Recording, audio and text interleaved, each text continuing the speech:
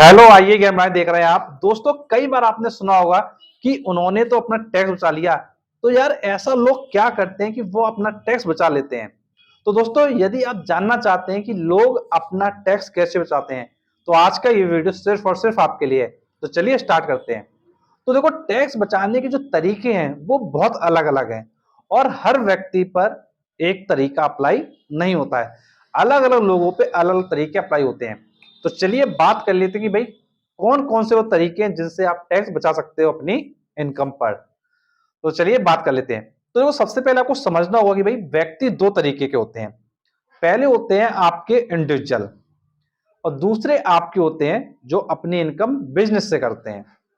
अगर देखो आप ऐसी कैटेगरी में हो जो इंडिविजुअल हो, तो देखो इंडिविजुअल लोग क्या करते हैं अपने टैक्स को बचाने के लिए, या तो वो LIC की पॉलिसी ले लेंगे या फिर वो क्या कर लेते हैं अपना जो हेल्थ वगैरह है वो क्लेम कर देते हैं। तो जो जो आपका सेक्शन 80C है, 80C के अंतर्गत आप 1.5 लाख तक बचत क्या है दिखा सकते हैं। तो अगर आप 1.5 लाख तक बचत दिखाएंगे तो इसका मतलब क्या है, जो 1.5 लाख रुपया है उस पर टैक्स नहीं पड़ेगा। तो सपोज कर लेते हैं, जैसे मान लीजिए एक व्यक्ति है जिसकी इनकम 4 लाख रुपए है। अब देखो, आपको पता होना चाहिए कि भाई 2.5 लाख रुपए तक तो कोई भी टैक्स नहीं लगता है। अब भाई 2.5 लाख तक का कोई भी टैक्स नहीं लगता है, और अगर उसको टैक्स अब देना पड़ेगा, वो देना पड़ेगा बचे हुए 1.5 लाख रुपए पर, क्योंकि उसकी इनकम क्या है, 4 लाख रुपए है। अगर किसी व्यक्ति की इनकम 4 लाख रुपए है तो उसको बचे हुए 1.5 लाख पर टैक्स देना पड़ेगा। अब वो चाहता है कि भाई 1.5 लाख रुपए पर उसको टैक्स ना देना पड़े। अगर टैक्स की हम बात करते हैं तो भाई टैक्स कितना हुआ, 5% पड़ता है।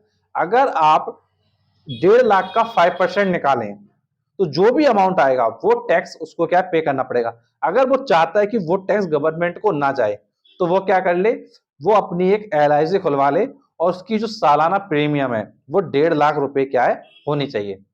अब देखो, कई बार होता है कि भाई सालाना प्रीमियम भाई हम 1.5 लाख थोड़ी भरेंगे।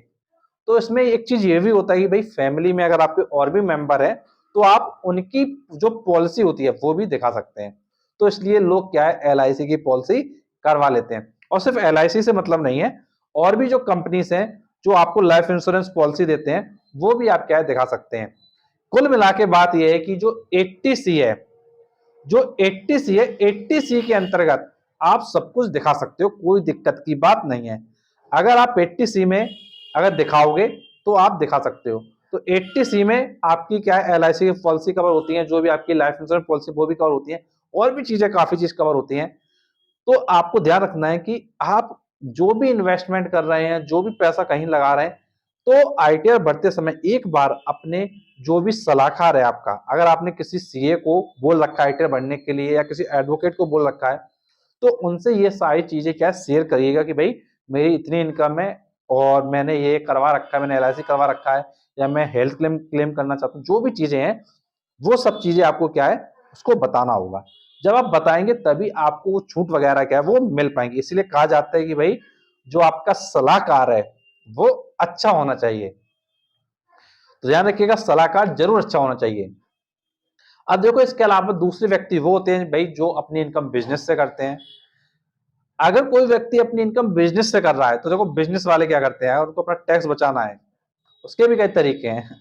तो देखो, नॉर्मली अगर आप चेक करेंगे सेक्शन, अगर आप 44 ADA चेक करेंगे तो उसमें देखो दिखाया गया है जो लोग फ्रीलांसर वगैरह होते हैं उनको क्या है 50% तक, उनको क्या अपनी इनकम का 50% दिखाना होता है।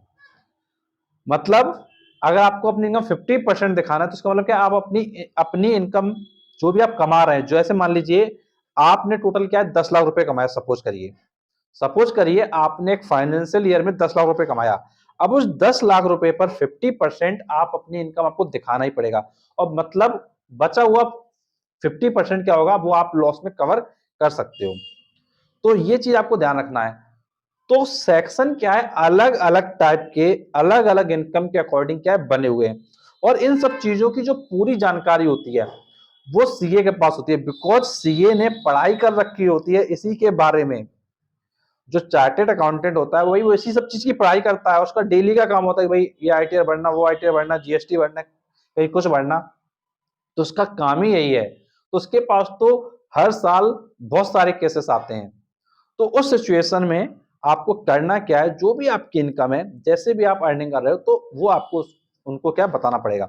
तो इसमें आपको एक एग्जांपल दिया कि भाई जैसे 44 एडीए में आप क्या है अपना 50% वाला जो रूल है, जिसमें 50% आपको इनकम शो करना पड़ता है, वो उसके अकॉर्डिंग क्या है, अगर मान लीजिए आपकी इनकम मान लीजिए हुई ज्यादा है, आपकी मान लीजिए आपकी इनकम हुई ज्यादा है, मान लीजिए आपकी 70% इनकम हुई है, लेकिन आपने क्या कर दिया 50% लॉस दिखा दिया, 50% प्रॉफिट दिखा दिया, तो आपने अपना क्या कर लिया 20% क्या है प्रॉफिट बना लिया। अब ऐसा लोग करते क्यों हैं, ऐसा लोग इसलिए करते हैं बिकॉज बिजनेस में क्या होता है कि हमको कई बार मार्केटिंग पे खर्चा करना पड़ता है, और बिजनेस में ऐसा भी होता है कि भाई अगर हमारा जो लॉस है, अगर हमारा जो लॉस है वो ज्यादा हो गया, ऐसा कई बार होता है कि भाई 70% लॉस हो गया, हो सकता है कई बार 80% लॉस हो गया, तो अगर उस समय आप आईटीआर भर रहे हो तो आपको फिर क्या कराना पड़ेगा, ऑडिट कराना पड़ेगा। फिर ऑडिट कराने की वजह से फिर क्या है, लोगों को थोड़ा क्या है काम उनका बढ़ जाता है, तो लोग चाहते हैं भाई ऑडिट वगैरह क्या हमको ना करवाना पड़े, अपने बिजनेस के लिए हमारा काम ऐसे चल जाए, तो लोग नॉर्मली क्या कर देते हैं अपनी इनकम को 50% के नियर अबाउट शो कर देते हैं, और ये उनको भी पता है कि भाई किसी साल कम हो रही है, किसी साल ज्यादा हो रही है, और कई बार लोग ऐसा भी करते हैं भाई उनकी इनकम कम हुई है उन्होंने ज्यादा शो कर दिया है, तो ऐसा भी हो जाता है। लेकिन गवर्नमेंट के पास जो डेटा शो किया जा रहा है वही ऑथराइज्ड माना जाता है, ये चीज आपको ध्यान रखना है। नॉर्मली तो क्या है इनकम सही शो करना चाहिए, लेकिन कई लोग अपनी इनकम को क्या रॉन्ग भी शो करते हैं, और इसीलिए जब इनकम टैक्स के जो छापे पड़ते हैं, इनकम टैक्स के जो छापे पड़ते हैं उन छापों में आपने जो भी आईटीआर वगैरह भरा होता है उसके अकॉर्डिंग चेक किया जाता है भाई आपकी संपत्ति कितना होना चाहिए, और अगर आपकी संपत्ति जब ज्यादा निकलती है तो इसका मतलब क्या है आपने ब्लैक मनी कमाई है, क्योंकि वो पैसा जो आप सरकार को नहीं शो कर रहे हैं, वो पैसा जो आप सरकार के नहीं शो कर रहे हैं कि, और सरकार को आप टैक्स नहीं दे रहे हैं, वो सब ब्लैक मनी का पार्ट हो जाता है। तो इसलिए ध्यान रखिएगा कि आपको अपनी इनकम को सही तरीके से शो करना क्या है जरूरी है। लेकिन जैसा मैंने बताया कि भाई लोगों को पता होता है कि भाई किसी साल ज्यादा लॉस है, किसी साल कम लॉस है, तो उसके अकॉर्डिंग वो क्या है अपना ऑडिट ऑडिट से बचने के लिए इन सब चीजों को क्या है कम ज्यादा करते रहते हैं अपने अकॉर्डिंग। लेकिन अगर आपको लगता है कि भाई आपकी इनकम डे बाई डे बढ़नी ही है, ग्रोथ करनी ही है तुमको, और ज्यादा पैसा कमा रहे हो, तो भाई मुझे लगता है कि भाई तो सही फाइल करो, क्यों रॉन्ग फाइल करते हो। तो ये चीज आपको ध्यान रखना है बिकॉज लोग ऐसा करते हैं। और अब देखो इसको ना गवर्नमेंट रोक सकती है ना कोई रोक सकता है, लेकिन जब गवर्नमेंट देखती है भाई तुम ज्यादा पैसा कमा रहे हो, आपका ज्यादा अनाप शनाप पैसा हो गया है, तो भाई छापा पड़ता है फिर इनकम टैक्स का, उस जगह फिर आप पकड़े जाते हो। इस जगह इसी तरह तुमने सुना होगा कई बार कि कई लोग समोसे बनाते थे, कई लोग कुछ बनाते थे, और वो उन पे जब छापा वगैरह पड़ा तो करोड़ों की संपत्ति निकली, क्यों, बिकॉज उन्होंने कमाई तो बहुत ज्यादा करी लेकिन कभी टैक्स पे नहीं किया, और वो सारा का सारा पैसा फिर क्या ब्लैक मनी मान लिया गया और सरकार ने जब्त कर लिया।